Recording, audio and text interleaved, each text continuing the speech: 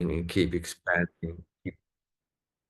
Uh, yeah, Debbie's a really good example of how you continue as a practitioner. You never really stop learning and you never stop studying. And that can be done in your own clinic, of course, with your patients. And Debbie will be the first to tell you that your patients become your best teachers after a while. But you can also continue to do courses with other teachers, and Debbie's a fine example of having done that. And you've studied, I think, quite a lot of Japanese acupuncture as well. Is that right, Debbie? Yeah, I organized a group of we were about 12 practitioners who had been practicing for at least over 10 years.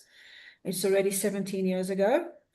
And we studied for 2 years. We studied Chinese acupuncture for 2 years. Some of the people still acupuncture. Some people just took the knowledge and used it in their practices. Right. I use it quite a lot. You do use the techniques, the acupuncture stuff?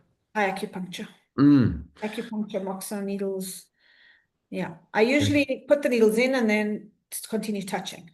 Oh, okay, right. Yeah, so Debbie and I have this in common that we've both studied acupuncture as well as shiatsu and a lot of things around that. So it becomes a full body of knowledge and the different modalities feed into each other. So whereas I do a lot more shiatsu than acupuncture, I would say that the acupuncture has informed my shiatsu. So that in shiatsu, we tend to focus on meridians, for example. Whereas in acupuncture, they'll tell you a lot more about the points themselves and what the individual points can do. So you'll tend to feed that energy and that knowledge and that information into whatever else it is you're doing. And in my case, it's shiatsu. So my shiatsu is rich with the knowledge of the acupoints and the various things that they can do. And I regard them as a very, very essential part of what I do, more and more these days. So that's an important thing that we could talk about later on as well. I have a name for them. I call them the gateways to infinity, the doors to infinity. I like The that. acupoints are so rich. And when you learn to engage with them, they open up in all sorts of ways that you could never have imagined. So there's a whole world waiting there.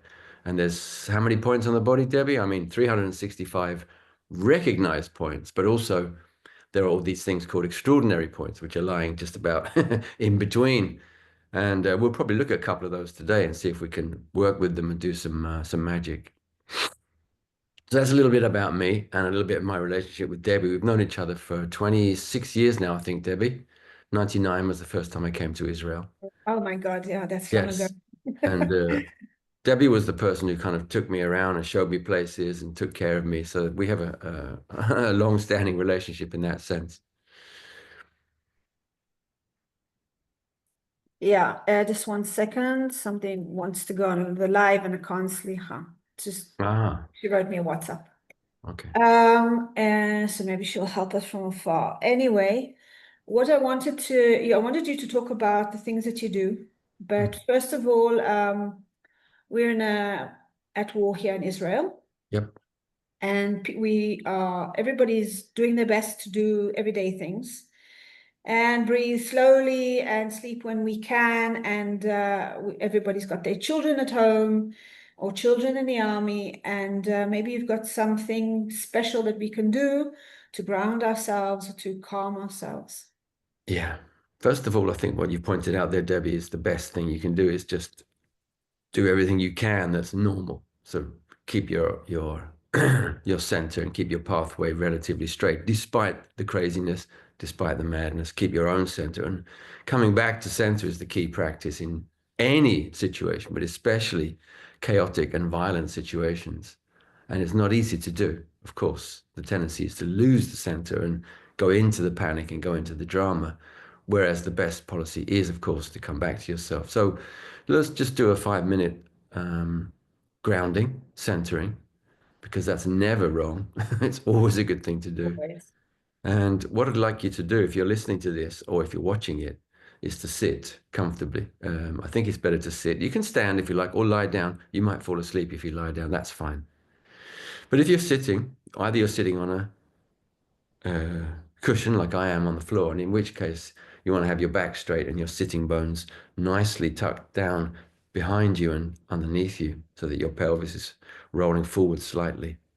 If you're sitting on a chair, what I'd like you to do is place your feet on the floor flat on the floor. And then move yourself forward on the chair so that your back is free from the backrest. If you're sitting on a sofa, same thing. So move yourself forward, feet flat on the floor, back straight, and air behind your back. You're going to need that air behind your back. First thing we're going to do is just become aware of the breath. This is the essential part of any grounding exercise. Any centering exercise starts and ends with the breath. Now, I don't need you to do anything specific with your breath, but become aware of how it enters your body. And as you become aware of it, you'll become a little bit stiff and tense, probably I do anyway. And then you just breathe out and let that go completely. And as the next breath rolls into you, follow it into your body. Follow it through into your back. Follow it down into your diaphragm. Follow it into your lungs, around your heart. And as it rolls out of you again, freeing you, releasing you, relaxing you, follow it out. And then just focus on the next breath rolling in, because it really is a question of breathe in, breathe out. You'll feel the breath beginning to enliven you. What that means is it's beginning to reach different parts of your body. As you breathe out, you're relaxing a little bit more each time, letting go of different things. So the in-breath fills you and it makes you connect with different parts of yourself. We've mentioned the back, we've mentioned your neck perhaps and your chest, but let's go a bit further now. Breathing out, relax, release whatever you're holding on to and thinking about. Just listen to my voice and go into the moment, and now go into your body. As the breath comes now, follow it down into your spine, in the middle of your back, and go as far down into your spine as you possibly can. There was a big breath there for me. That tends to happen when you start to connect with the breath. It'll do its own thing. So I'd like you now to just release the breath. Do like it do whatever it wants to do. You don't have to control it. In fact, the less you control it, the better. The breath is designed to do what it needs to do, completely, naturally, spontaneously, and automatically. So we now leave the breath to do its work, and we focus on the body instead. We focus on the back, and you'll feel your back wide at the shoulder blades, going up into your neck. And you might feel some stiffness or some pain somewhere. So feel free to move a little bit just to ease that very slightly. And then you'll continue to move your back, and you'll end up down in the middle of your back somewhere. And a lot of us hold tension in the middle of our back. So you might be rolling a little bit from side to side, or turning a little bit, or just moving very, very slightly to ease that middle part of the back. Because what I want you to do now is to move down further into the lower part of your back. And this is called the waist and the lumbar. And it's an area where most people have pain and tension and tiredness and fatigue, especially people who are under a lot of stress. And a war situation is very, very stressful. So a lot of people will be carrying tension down in the lower back and fatigue and adrenal fatigue. So we're going to just dwell in our lower back area. If you feel the need to put your hands on your lower back and just rub a little bit, then that would be a good thing to do for some of us. Some people won't need to do that, but some people will. It's a good way to connect with that deep and strong part of your body. It is strong, but we tend to overuse it, and we tend to use it kind of in a way that doesn't help it to remain healthy and strong and free. We tend to stress it by moving slightly unnaturally and in stressful ways, using tension instead of freedom. So we're just bringing awareness now to this part of our back, lower back, lumbar area. And even below that, you have what's called the sacrum, all the way down, that bony part, the wide bony part at the base of your spine, all the way down. I want you to be all the way down there now. This is a very wise part of your body. So as you connect with it, you'll be connecting with the body's deep wisdom. And you can continue to rub your back if you're doing that, or not, simply allowing energy and visual sight to follow you down into that lower part of the body. And you'll notice that my voice is getting deeper as we get down into those lower areas. And that's exactly what is happening. That's a mirror of us deepening our awareness and deepening our consciousness into the lower parts of the body, where stability is to be found. And there's no secret in the fact that the 7 chakras of Ayurvedic medicine, Indian medicine, root themselves down into this lower part of the body. So if we follow ourselves all the way down now, we'll end up in the pelvic floor, which is the lowest part of the trunk. And that's where the root chakra or energy center, energy wheel is housed. And this is the one that roots us to the earth and roots us to our human brethren and sistren, roots us to the human family, which of course feels terribly strange when there's war going on, because what's going on with the family, right? Well, most of these wars are not run by regular people, as you all know. They usually follow economic interests and things like that. So we'll just distance ourselves from that and take care of what we can take care of, which is your health, your body, your sanity, and your current grounding. In the word, in the word grounding is the word ground, which of course refers to the earth, refers to Mother Earth. And there's an enormous amount of energy waiting for you in the reservoir we call Mother Earth. And because energy works in two ways, many ways, but at the moment two, you can send anything you want down into the earth at this point. Any fear, any worry, any care or anxiety about yourself or anybody else. You can send that down into Mother Earth. She will receive it. It won't harm her at all. She'll be able to transmute it, turn it into something useful for something else. Meanwhile, as you breathe in now, the next time you breathe in, you can draw energy up from the earth because she has bountiful energy, abundant energy, almost limitless energy to give you, to offer you. So her gift to you is the renewed energy that you're feeling right now as you relax, as you ground, as you center, and as you gain increasing stability second by second and breath by breath, moment by moment of relaxed awareness, keeping you safe, secure, and connecting you with the wisdom, the timeless wisdom of the earth.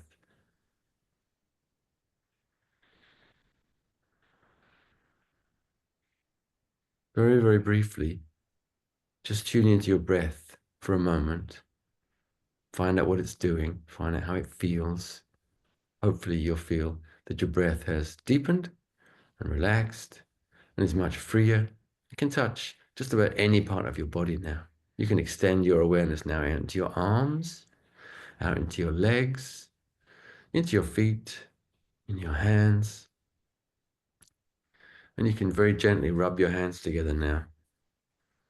And then what we might do is just very, very gently wash our face so that we relieve our faces as well of any tension that's stored in the muscles of the face or the skin of the face or any of the sensory organs. For example, the ears love being touched. The eyes delight in feeling soft touch around them. The nose also enjoys very much being stimulated with touch. And around the mouth, of course, the lines of worry and care and anxiety and tension, you can actually lift them and dissipate them and free them and relax your entire face.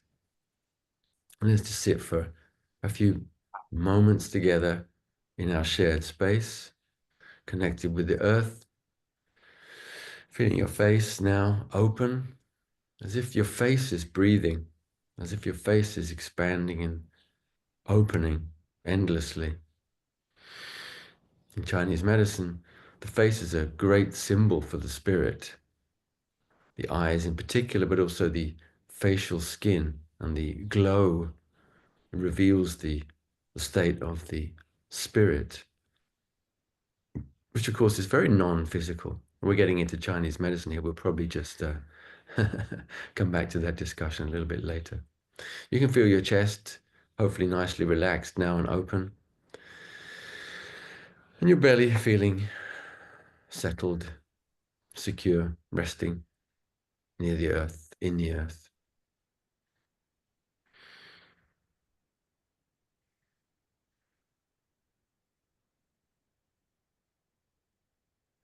And whenever you're ready, you can just slowly come back to this dialogue, this conversation between myself and Debbie. She's in Israel, I'm in Sweden, and we have Christy with us, who's in Belgium. Yeah. So that was a little grounding exercise just for the moment.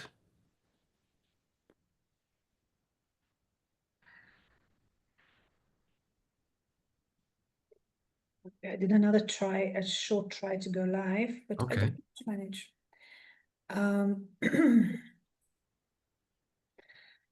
Even, thank you very much for that. I needed it because I had a big knot in my stomach Oh, because we had multiple bombs and sirens this morning. oh, Like we had a quiet night and then suddenly, Whoosh. and then I try my best not to listen to the news straight away and not to call everybody that I know. And that's what I do so that I don't go crazy. And I don't know, I hope other people, I try my best to other people not to do that. Listen, do you have another source to go in? Maybe I can still go live and invite you in.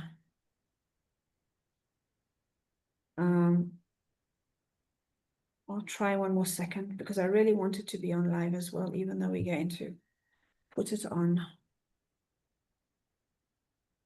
Anyway, it's not doing it. It is doing it. Yes, you live? I don't know. I think no. Doesn't want to do it today. All right, never mind. Okay. Please, I want some of your knowledge. Right. Well, It's a nice way. I invite you to a live and then I get you for me privately. the study of Oriental medicine, as we touched on before, is a never-ending thing, and that goes in different directions. One of the things that we do is that we continue to study so that we broaden our knowledge, so that we have more wider knowledge about things. And that includes having different techniques, but also different mental approaches to things. And the other part of that is that it deepens and it becomes a part of your life. And then your Right. life becomes a part of Oriental medicine so that you live it. And every waking moment becomes an investigation into life through the lenses of Oriental medicine. And there are several lenses. One of the major ones, of course, is this fantastic yin and yang model that we use a lot, where we talk about polarity.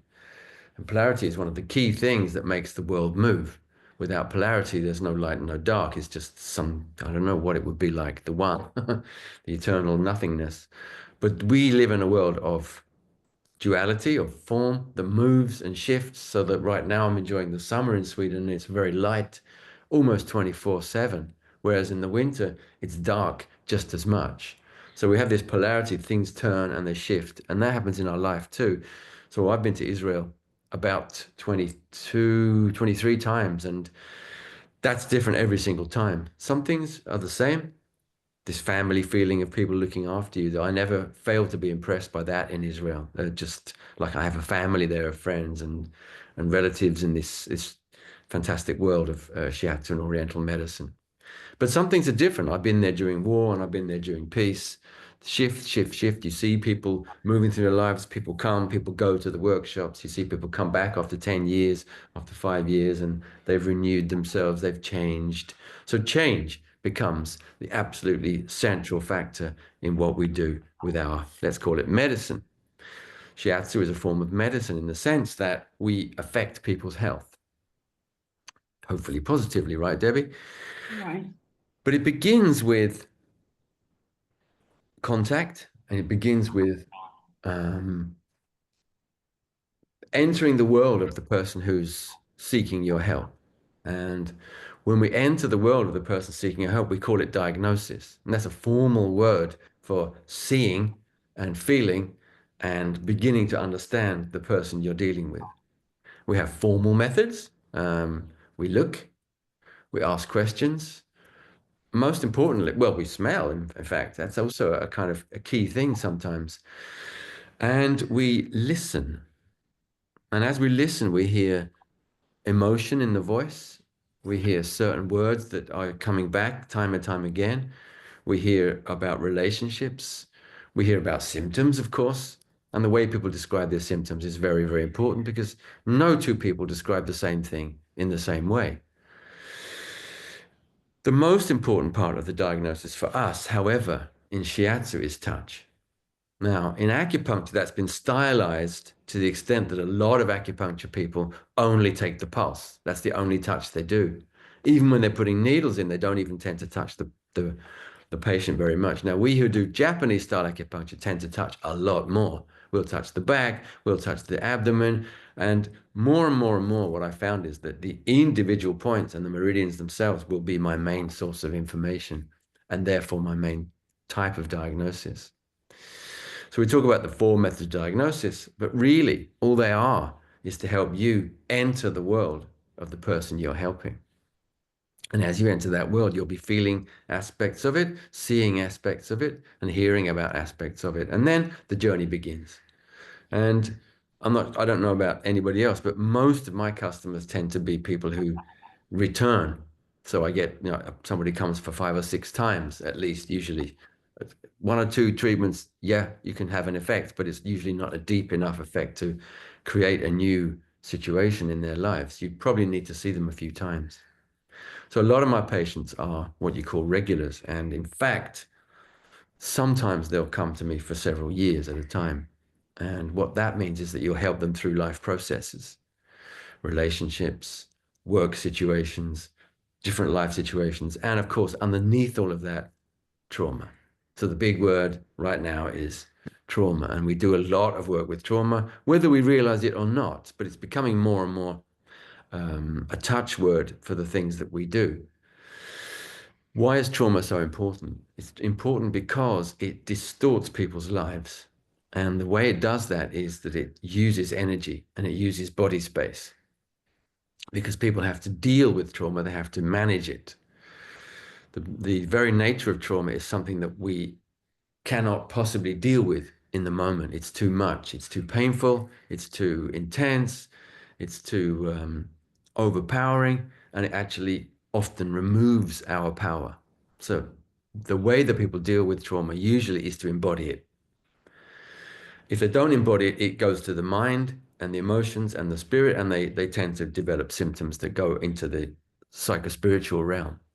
That's also trauma. So we become aware that there's a whole spectrum of traumatic response, from the purely physical to the psychospiritual and everything in between. And the reason that shiatsu is so wonderful, acupuncture as well, is that we can address every single degree of trauma and of hurt along that line, from physical to psychospiritual. And usually we're doing several of those things at the same time, so that we'll be looking at emotion arise during the treatment session. I said lesson there.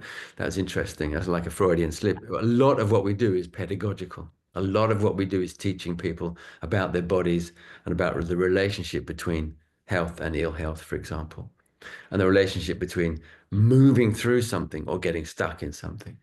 So what we want people to do is move through things. We don't want them to be stuck. Getting stuck causes illness.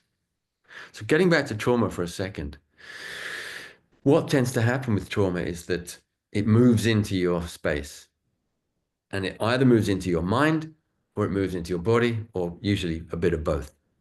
When it moves into the body, what it does is it shuts down certain faculties, certain functions, certain parts of your body, so that you'll be working with less than your full capacity after the trauma, unless you've managed to loosen it up and deal with it, which is great, but doesn't always happen. Sometimes people are left with this residual block inside their body. So the body, being intelligent, will encapsulate that trauma energy, and it'll put it somewhere in the tissue. It's a special type of tissue. Maybe it will put it in muscle tissue. Maybe it will put it in the tissue of your stomach lining. Maybe it'll put it somewhere in your spinal tissue. But it'll put it somewhere where it knows that either you can deal with it and you can carry on living, or it'll go to a weak spot. So if you have a weak link in your body, like for example, say that your knees are a bit weak, the trauma will go there. It will affect the weakest part of your body, the weakest link, as we say, the weakest link in the chain. So then sometimes when we're looking at people and we're looking at their symptoms and we begin to address them, let's say the knees again, as we begin to treat, the trauma will arise from the knees. And then we realize we're not treating the knees, we're treating the trauma.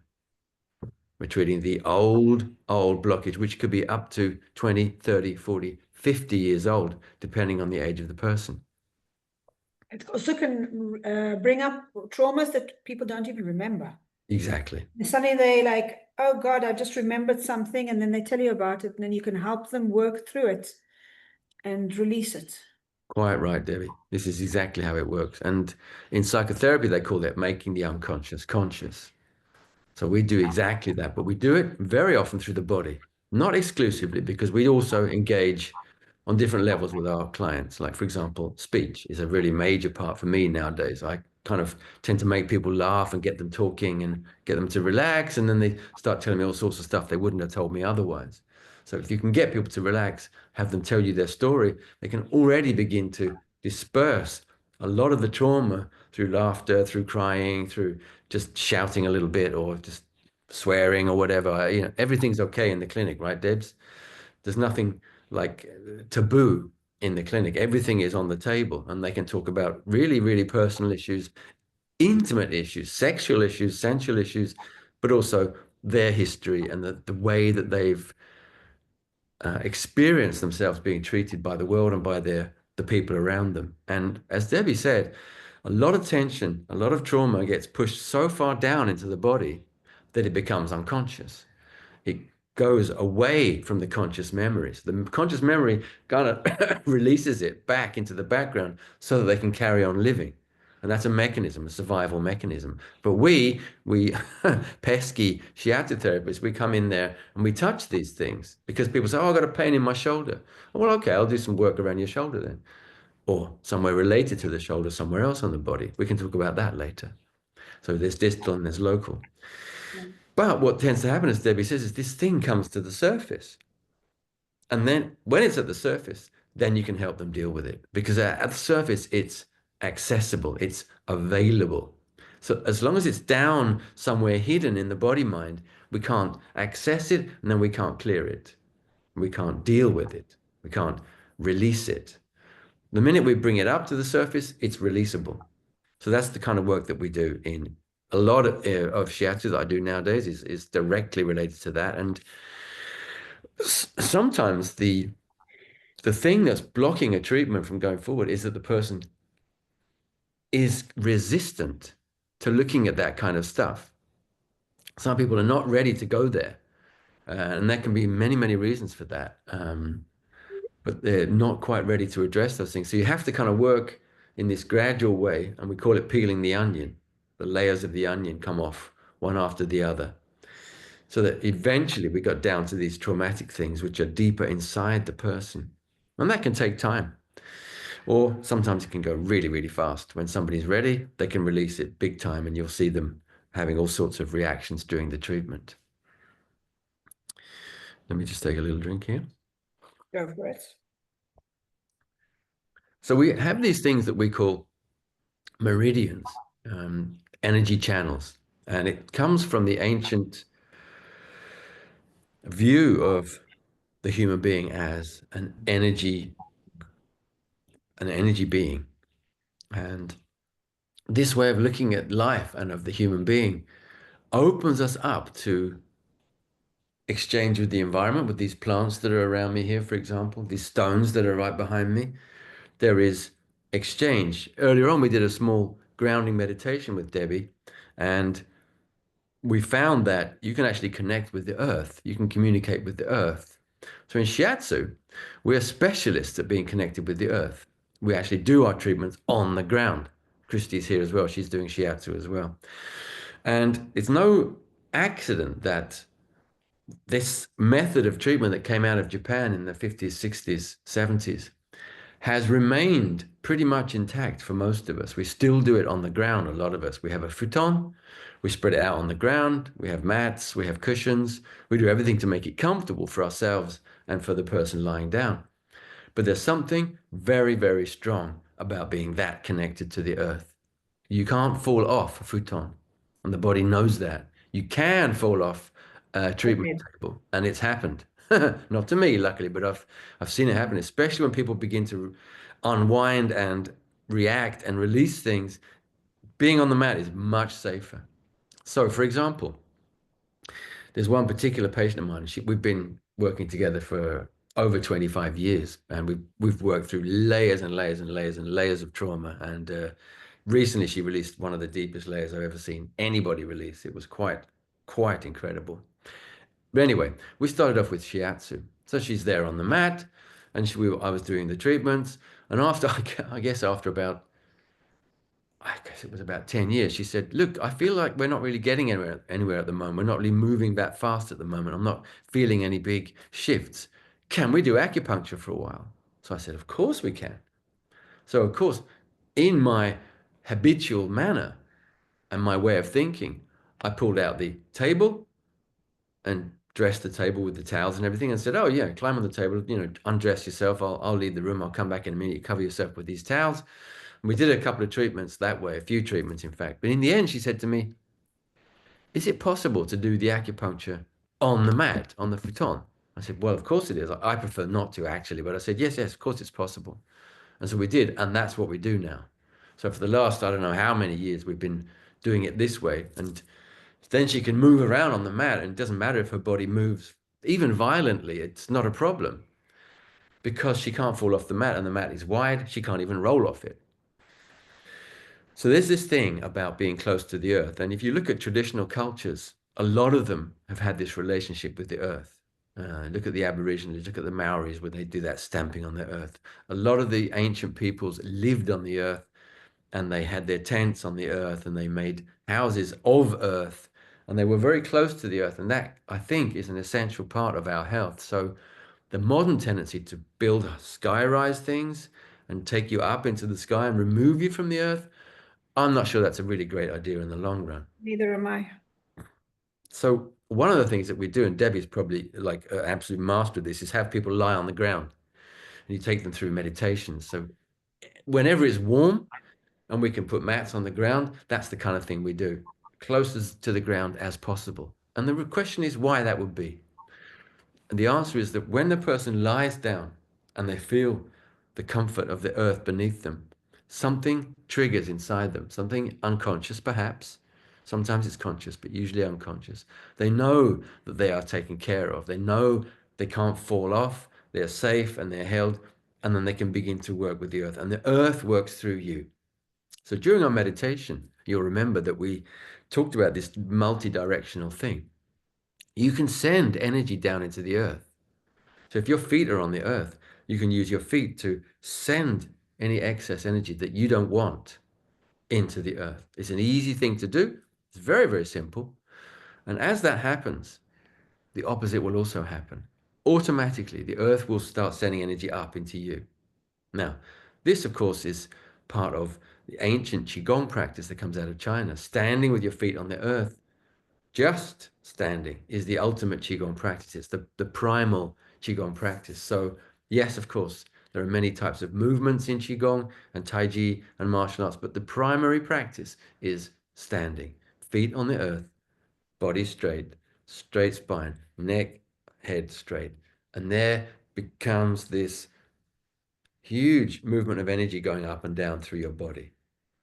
Maybe we'll practice that in a moment or two. But it's... Can I say something? Yes, please, Debbie. One of the very interesting things that I learned from you, because I used to be very I don't know, moving. I used to move all the time and never stayed in one place, not even when I was treating. It probably comes with age as well. But just holding two places and waiting. Mm.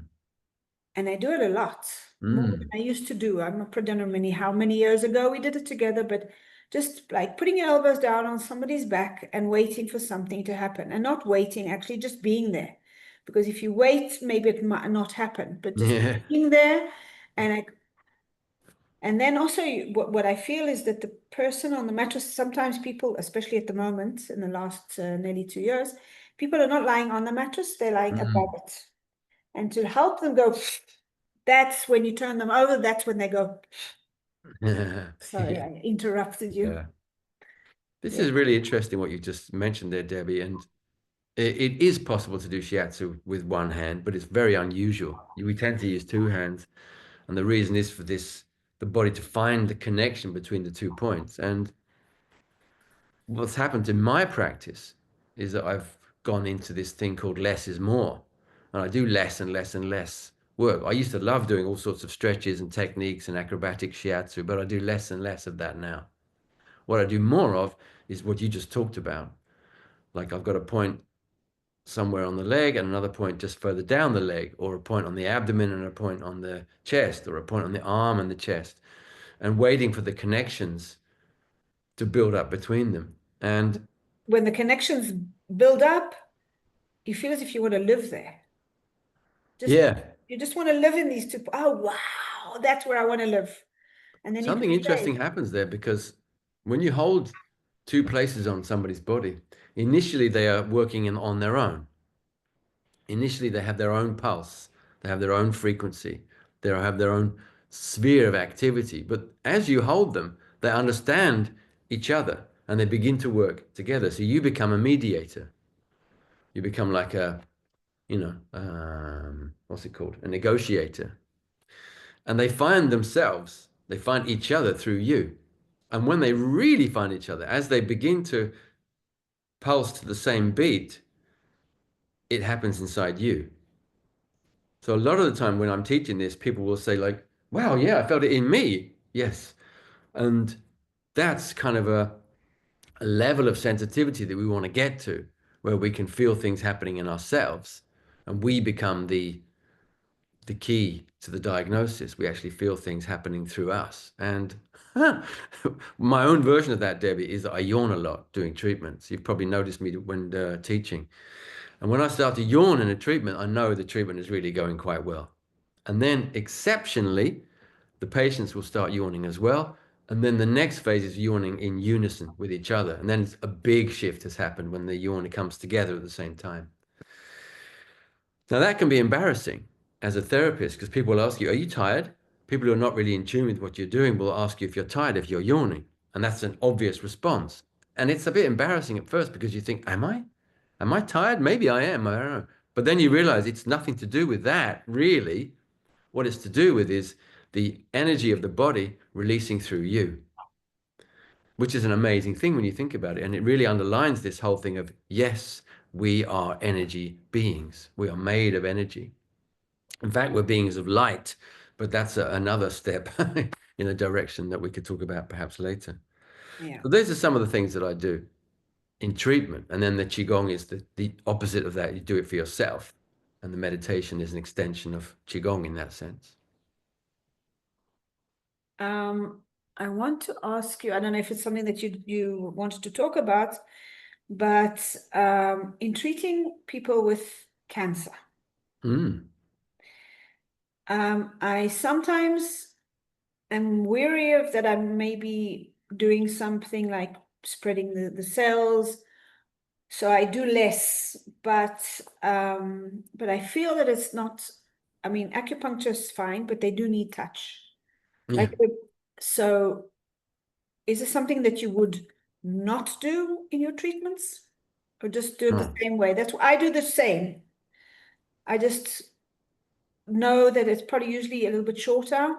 I know my body knows it's the end. Okay. Okay, it's enough. It doesn't matter what the time is. Right. It's enough, and then I step away.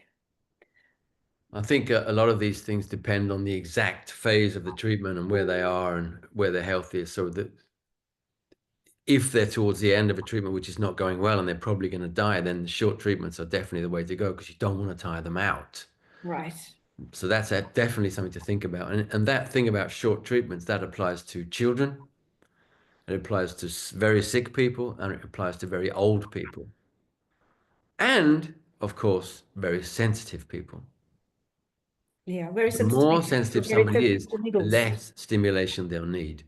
And this is something to bear in mind, because if you overstimulate a sensitive person, the treatment will be quite shocking for them. So you'll want to tone down the amount, the level of stimulation that you're giving them if you realize that they're sensitive people. And what's happened, Debbie, sorry to branch off here, I only nowadays get sensitive treatment clients coming to me. This is the last 15 or 20 years.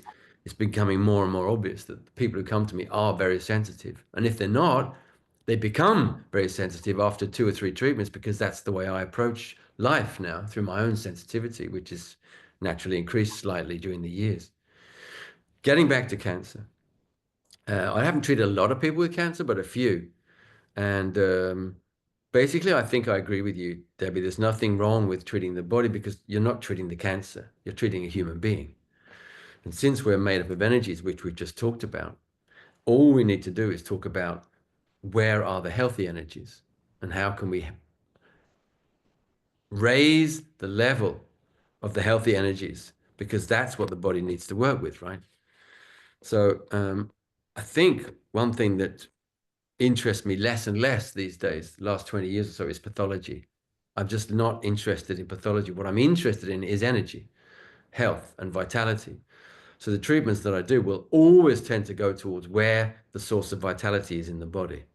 And like sometimes that. you can find it easily, sometimes it's not so easy. If someone seems to be drained and exhausted, it can be difficult to find it, especially on a conceptual level. You might think, this person doesn't have any energy. They do. If they're alive, they have energy. And usually you can find some in the spine. So it's never wrong to treat the spine. And the way to treat the spine is simply through touch, very gentle touch. Now, Debbie's mentioned you can have them on their back or on their front. I tend to treat more and more people lying on their back nowadays. All you have to do is get your hands underneath the spine, and you can have here at the neck. It's a nice place to treat because it's very open because of the neck curve. And same thing down in the lumbar. So a very safe, simple, and effective thing to do is just have that grip. So you're underneath the body with your hands like this, and you have it underneath the neck, underneath the lumbar. And it's exactly this thing that Debbie described earlier on. You engage and you go in with the touch, and the touch at first is quite distinct because you're looking for the place where you want to be. As you find the place you want to be, as you get comfortable, as you align your posture and find how you want to be sitting or maybe standing if you're working with a table, treatment table, what tends to happen then is that your touch will get softer. And the reason it does that is to open the space for the body's energies to move more freely. So at first you go distinct in because you want the body to find that place. You want the awareness of the body from all the different places to go to that place. So you're attracting awareness to those places. But once the energy is there, then you can back off. You relax and you give more space as the body's energy start to do the work. And that's when these amazing things happen. And that's when things start moving around in the body. You'll see eyes twitching, yawning. You'll see big breaths coming. You'll see feet moving, arms moving. So that's something you can always do, even if you're worried that you're not sure what you're doing, or this is a serious illness, or an illness with a big name like Parkinson's or Alzheimer's, or any of these things that sound scary, and especially cancer. Very scary stuff. That's why we ground ourselves. That's why we root ourselves. That's why shiatsu is so wonderful, that we do it on the floor and we have this earth connection. And then just do something simple like that. And you'll find that you'll then ease yourself into the treatment and becoming part of the flow, and you'll know what to do next. You'll feel much more comfortable and you'll relax and let go of all this kind of conceptual fear and worry, and even the worry that comes from not knowing. So let's talk about not knowing for a minute, right? Not knowing is central to life because really, when you think about it, what do we know? Not much. Not very much. We don't know how we're going Learn to as wake we up go this along, of course morning. we do. Yeah, And the absolutely. more we can become comfortable with not knowing, the freer we are, the more we free ourselves. We free ourselves from having to work everything out, having to categorize everything in little boxes, having to give everything little names and labels. We're freer because we know we can't know everything. We don't know very much. So not knowing is this big ticket to freedom in everything we do. But And we've then been taught in the our middle whole of, lives to know. What do you mean you yeah. don't know? We have a saying with my friends is like we do this kind of movement of you here, I'm here, and the space between us. You say, I don't know. Mm, And people say, what do you mean you don't know? I don't know. And when you say it mm, like this, it's like relaxed and it's confident, but it's not invasive. right. And then something comes in. Something can happen. Yeah. Right. So when we allow ourselves to not know, even if we have our diploma, Shiatsu diploma, even if we actually teach other people, even if we've been treating for 5, 10, 15, 20 years or more, still not knowing is the key, because as you walk into the treatment, the person sitting there or lying there is a new person. It's not the same person you treated last time, and you've changed as well. You're not the same person. Maybe you saw them last week, so you had a whole week of things happening. Good things, bad things. You're learning stuff. You're forgetting stuff, hopefully, as well. So this thing about not knowing really frees you up. It puts you in the moment, and it gives you this gigantic spectrum of things that could happen, that might be useful or might be relevant, and you're open. So the person who's in your treatment room, the client, can tell you what's going on, and you're open to it, rather than boxing them into the person you thought they were last week or the week before, who's written on your chart, oh yeah, they have this, this, this, this, this. Put the chart to one side, look at the person who's actually there, engage with them on their terms where they are right now. And you'll find that you'll relax, and you'll just, as the treatment begins, you'll just move into doing something instinctively and intuitively, whether it be the thing you always do or whether it be something that comes in the moment. It has no importance. Then you're in the flow. It's just like diagnosis. It's a way to open the door and enter the space. And then you're together and things happen and relaxation happens and stuff unwinds. And well, you move into whatever the next chapter is going to be. Sometimes big things happen during a treatment, and sometimes not such big things happen. They just relax and let go. And you'll wait until you see them next time and find out what happened. Not knowing means you can't predict the result of a treatment either, which helps you let go of the results. If you can't predict them, then there's no point in worrying about them. You do your best, you do a great treatment, you follow what your teachers have told you, you follow the moment, you follow the instructions given you by the client. And the more specific they are, usually the more they will help you relax and just go into your flow. So anyway, not knowing is a big one. And it's very, very useful to remind ourselves of that, no matter how experienced we think we might be. I have a question. People think we do magic. We do magic. Well, yeah, we do. Yes, but our magic is the magic of what happens in one treatment. And I not a lot, but a few people like, you helped me. How come it's not helping me forever? How come it came back? And I have all sorts of different kinds of explanations and explaining that it's all a journey. But there are lots of people, especially in Israel, I think, that expect things to happen like this because this is how we live all the time. I think, Debbie, what that is a modern thing. We've been taught and programmed to respond to immediate things, and then we expect immediate things, and it breeds impatience, and I'm just as guilty as anybody else. But when it comes to shiatsu, then we're on the body's terms, and the body works the way the body works, and there's no way around that. And if there's a whole bunch of stuff inside that symptom that haven't released yet and haven't been dealt with and processed, then that symptom will remain, and it will come back if the person continues to recharge it through their behavior, through their relationships, through the things they do or don't do, through their diet, or through doing exercise in poorly conceived ways, or things that don't really suit the body. So Debbie mentioned giving people exercises there. And one thing we do is to give people simple things that they can do that don't harm them. So because a lot of exercise forms can harm you because they have impact and they stress the body. We tend not to stress the body in that way, or if we do, it's simply by using the core muscles of the body in relaxed ways so they can gradually strengthen themselves.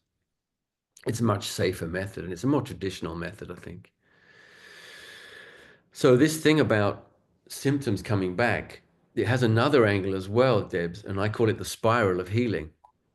Okay. Right? So what might happen sometimes is that you're doing a treatment series, let's say.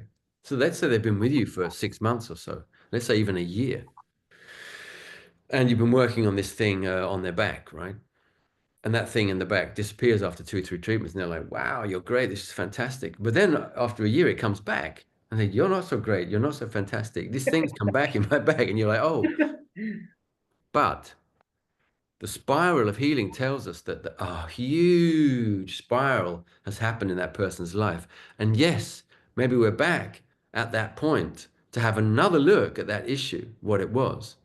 But we're not in the same place. We're 1 year on in the process. We've got a huge spiral behind us, and we might be a little bit higher up, so we can see a little bit more helicopter perspective how things connect. Or we might be deeper inside, so we're looking around inside the cave and seeing some of the things that have been hidden down there that you might want to now start to look at and take apart and open and release.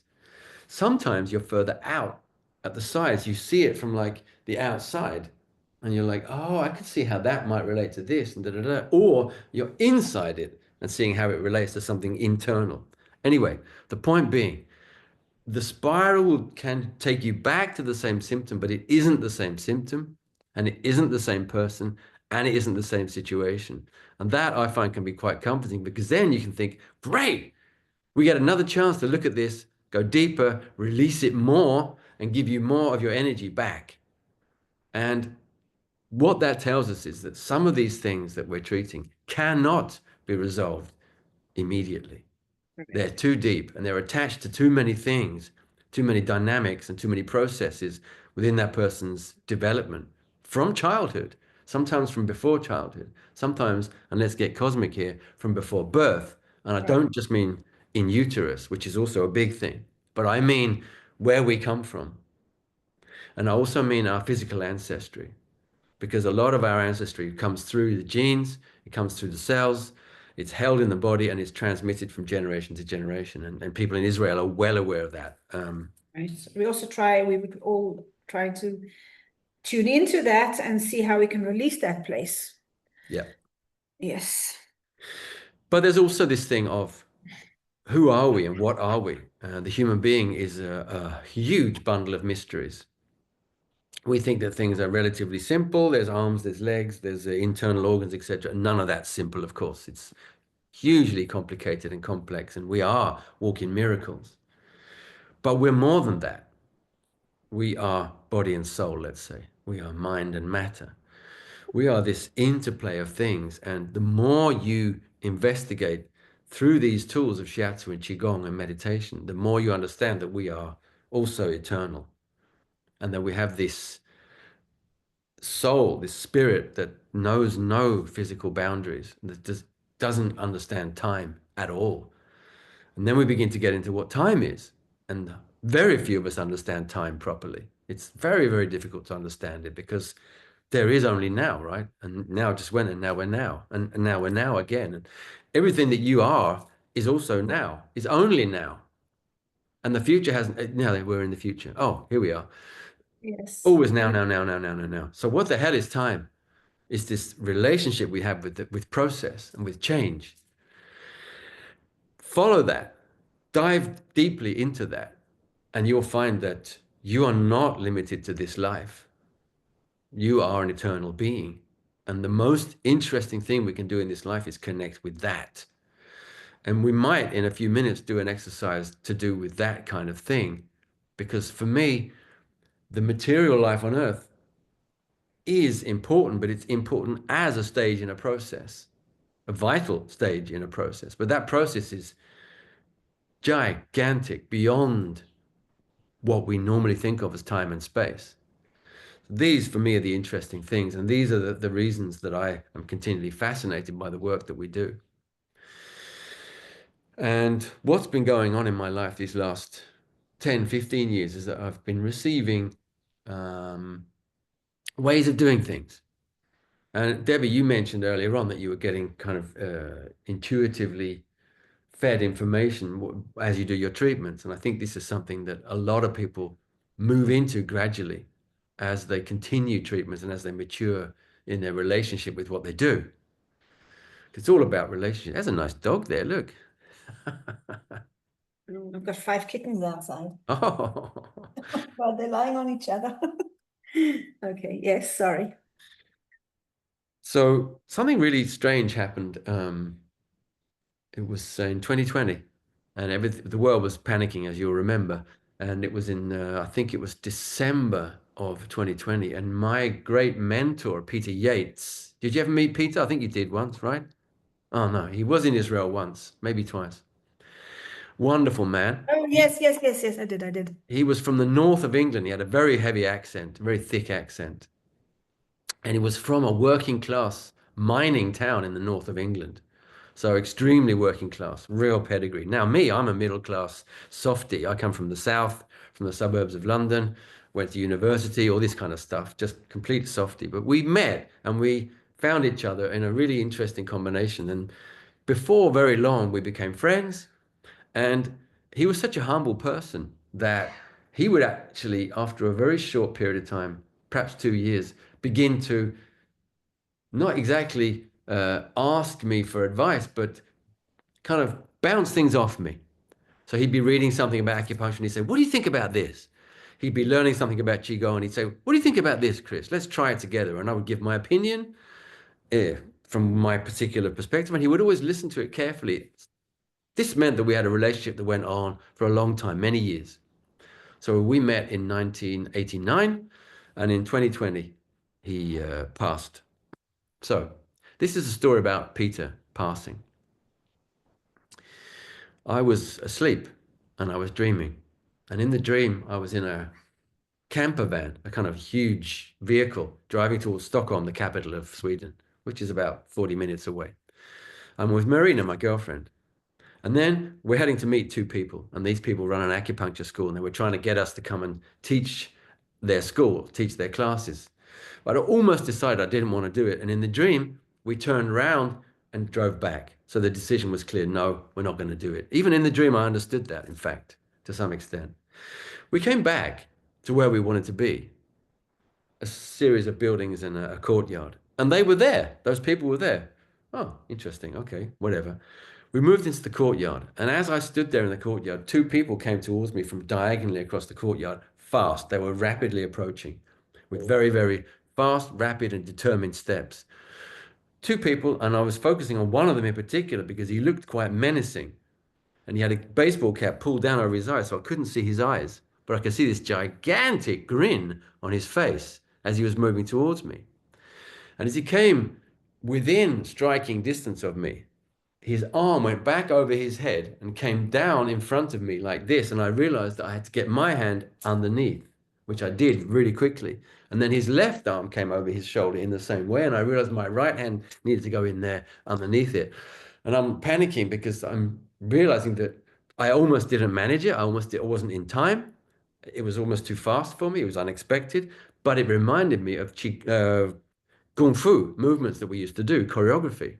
So I thought, wait a minute, I'm just trying to work out, is this, before I even have a chance to ask him what's going on, or who, he says, "Look who I met."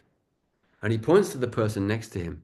And I look for the first time to this other person because now I can focus on her. It's a woman, a female figure, Chinese, or looks Chinese anyway, dressed in very traditional Chinese, very stylish, slim, and with one of these hats on. So again, I can't see her eyes. And I'm just about to ask him, who this is, and the whole thing dissolves like a typical dream, right? Gone. Whatever happens, happens. I sleep on. I wake up and I pick up my phone in the morning and I opened up, and Nigel Dawes, who you definitely know, Debbie, has sent me a message to a whole bunch of people saying, "Oh, tragic, Pete passed in the night." Wow, he came to give you a message. Exactly. So I felt very honored that he would come by, and one of the first things he did. Now, it took me another year or two to work out who this other person was. And it was only through having these kind of conversations with people and bouncing it off other people that I realized that she was one of my guides. But I still don't really know who she is. I've been told about her previously by other people who said, "Oh, you have a Chinese woman with you. You should get to know her." Okay, how? So Peter found her. I'm just putting this together, right? Maybe it's not true, but Right. probably it is, at least on some level. So now I have this connection. Since that happened, I did an awful lot of stuff online during these lockdown periods and all that kind of stuff. And I was doing online classes, online courses. And what happened was during my sleep and during the moment of going to sleep and the moment of waking up, things would be transmitted into me. New things, new treatment methods, new Qigong things, new meditation things. And something massive came down in 2021, Christmas 2021, December. Something came through me and it's called the Ling Gong. I called it Ling Gong. Now, Ling, Gong means like practice, like Qigong.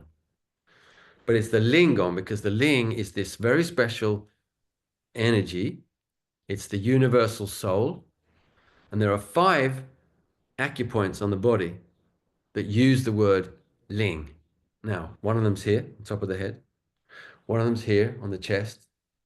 One of them's in the back, around about the same height, around the heart. And 2 of them are in the heart channel on the arm. And I began to be interested in these Ling points after being in Israel and talking to some of my students, especially Natan Tanarski. So I began to research these points. So I've been using them for about 5-6 years by this time this happened in 2021. And what happened was I'm doing a treatment. And in fact, Debbie, unusually, I was using just one hand. In fact, I was using just my little finger, treating heart 4. It's called Ling Dao. Dao, of course, means the Dao of Taoism, Tao, the way of the Ling. So it's difficult to imagine a point with a more cosmic name than that, Ling Dao, the way of the universal spirit. So my patient, she was a regular and she was completely gone. I just had my little finger on that point. And I was focused and doing whatever I did, which was basically nothing. But my body wanted to move. My free arm wanted to move. And I thought, whoa, hold on a minute. This is inappropriate. I'm doing a treatment here. I'm having a dialogue with my body. Can we wait with this? My body said, well, yeah, we could, but this kind of now. And I said, look, make a deal. We'll finish the treatment. We'll do the payment, the next treatment, the booking, all that kind of stuff. And I'll come back in the room and we'll do it then. Okay. The body said, sure, but you better promise to come back. I promise. Okay. So I finished the treatment, did the payment, did the booking of the new time, and I came back in the room, I closed the door. Okay, here we go. I'm ready. And what my body did was this: arms up and almost touching the head and then down again. I said, oh, whoa, and up and down. And it did this a whole bunch of times. And I thought, what is it doing? And I realized, it's connecting with the point on top of the head. That point is on the gallbladder meridian, gallbladder 18 for your information. And it's called the entry point of the Ling. So it started me off doing this. And I was doing that for a little while till my shoulders got a little bit tired. And I thought, okay, wow, is there more? And the body said, you bet there's more. And it did a movement that went round to the back. Where's the back? So if you put your thumbs in your back just inside the shoulder blades, quite low down, you'll be close to the point called Ling Tai, which is governor vessel 10. It's just below Shen Dao, governor vessel 11. So it's the lowest point between the shoulder blades in the spine, between the vertebrae. That's where you do the releasing of the dragons, right? No, that's not a dragon point. The dragon point is higher up. It's closer to there. Yeah, okay. That's not a dragon point, but interesting subject. Let's come back to that. So that was another exercise. I thought, oh, very cool. Is there more? Yes, there was more. So there's one for the front as well, for the kidney points here. Interesting. So we have these 3 movements. And I thought, well, maybe there's one for the others as well. And there were. But the others are much more still and meditative and just require postures. You don't move. And so that was 5 for the 5 points. Right, is there more? There was one more, and it was this. You have your hands above your head like this, with your palms facing heaven. And what I tend to do is when I teach that, I explain this. That is the Chinese character for Ling. Now, well, I want to break it down for you, but I want to do it sequentially. There's an upper level, a middle level, and a lower level. Can you see the middle level? It's 3 boxes. Can you see that? That's what separates the upper level from the lower level. So let's take the upper level first. That is a sign they always use for any character that implies rain or snow or fog or mist or thunder or lightning, anything coming from heaven down, any kind of weather, that's the piece they use. So it tells us something's coming from heaven. What? There's 3 boxes there in the middle. Those 3 boxes can mean various things. It can mean gifts, little gift in a box. It could mean an entryway or an exit way. They use that in the subway in Japan, for example, that sign. It can also mean a mouth singing, a mouth chanting, or a mouth just open in shock and awe. So here we have the 3 boxes, and they can mean all those things at the same time. There's no contradiction in Chinese. It's a cloud of meaning. At the bottom, that part there means shaman. So this beautiful little piece of art here implies that the shaman gives gifts or receives gifts or opens or closes or causes people to chant, to sing, or to be in shock and awe at the effects as he communicates with heaven. That which comes down from heaven and the shaman sends up from earth. So we have this 2-way communication, heaven, earth, and in between are these gifts. We receive gifts and we chant and we sing, and we're also shocked and surprised when these things happen. So that's the character for Ling. I'll bring it a bit closer so you can see more closely. It's absolutely beautiful. It is beautiful. And this is calligraphy done by a colleague of mine in Paris, Alain Touche. And he runs something called Atelier Shiatsu. Alain Touche, yeah.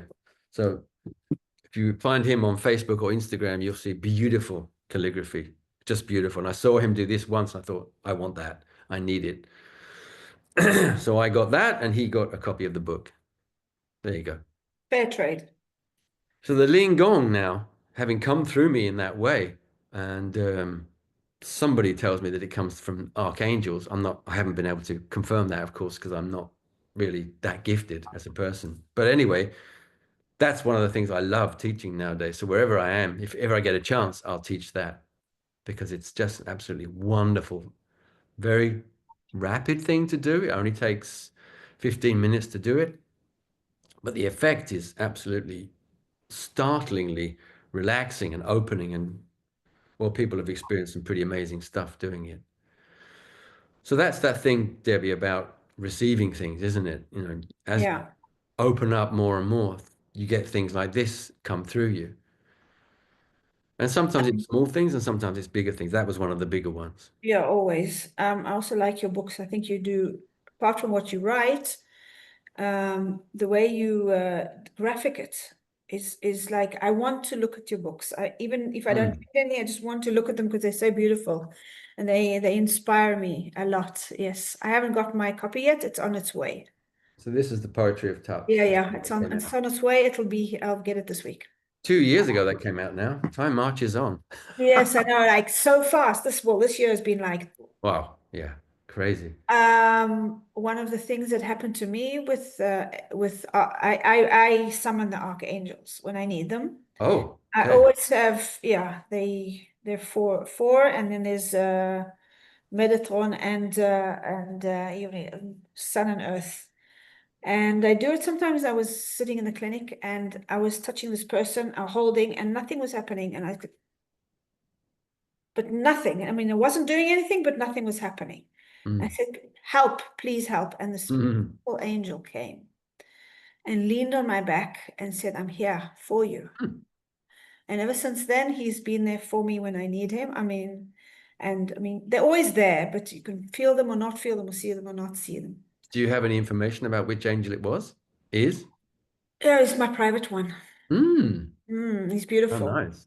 He's got a black body with white wings. Ooh. He's absolutely amazing. Wow. I don't have his name. I don't know his name yet, but I've had him for about 3 or 4 years. Wow. I've seen him. I want us to wrap up because I can stay with you forever, but we have to wrap up. And I hope you'll be able to come to Israel very soon. I hope so. Yeah. We'll go to the beach again. Yeah. Yeah. So I want to please wrap it up. Yeah. What we might do is just take a few breaths together and there's this beautiful practice that comes from, I don't know where exactly. It's called the internal smile. So what I'd like you to do is close your eyes and with your finger, paint a smile on your forehead.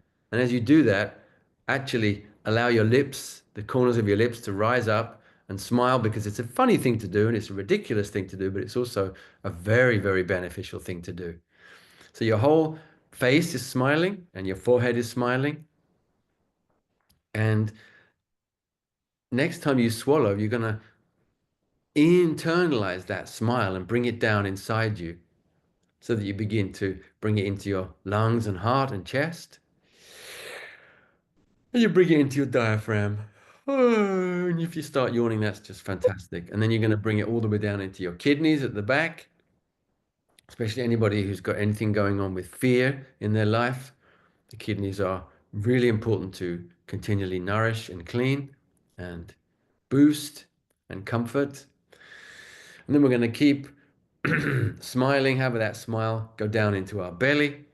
And all the women, I want you to bring it into your womb, into your uterus, so that your uterus is smiling. The Chinese call the uterus the child palace. So even if you're past childbearing age, it doesn't matter, you still have the child palace, and it's still a colossal source of wisdom for you, and strength and power. And if you're a guy, well, I have to just tell you that we don't have the uterus, but we have all other sorts of power, and we we have a pretty unfair amount of power, generally speaking. So I think the women are definitely should be allowed to have that enormous, limitless power of the uterus and begin to use it. And I can't wait for the vast rising wave of womanhood to really come to life now in the coming years. That's something I'm really looking forward to, and I can see it happening all around me. So I'd like to leave with that thought. And in fact, let you know that I've just made a song called A Vast Rising Wave about that. And I'll send it to you later on, Debbie. Send it, I'll put it online. It's a duet with a very powerful young lady in this town I'm living in. And she's singing lead and I'm singing backing vocals. And it's a very powerful song. Actually, I'm singing all sorts of weird vocals on that one. But yeah, I'll send it to you. You can share it. It's not released yet, so it's not mixed or it's not. Okay, so just for me. It's not ready. Don't spread it too much. It's for your private consumption, your friends. So thanks, Debbie. Thank you. To speak to you and meet you, and nice to meet you too, Christy. And thank you. Anybody who's watching, blessings. Blessings. Remember to smile and laugh and dance and sing. And be in the now, because we have nothing else to do. Be in the now. And I'll talk to you soon. All righty. Looking forward to it. Yep. Bye-bye.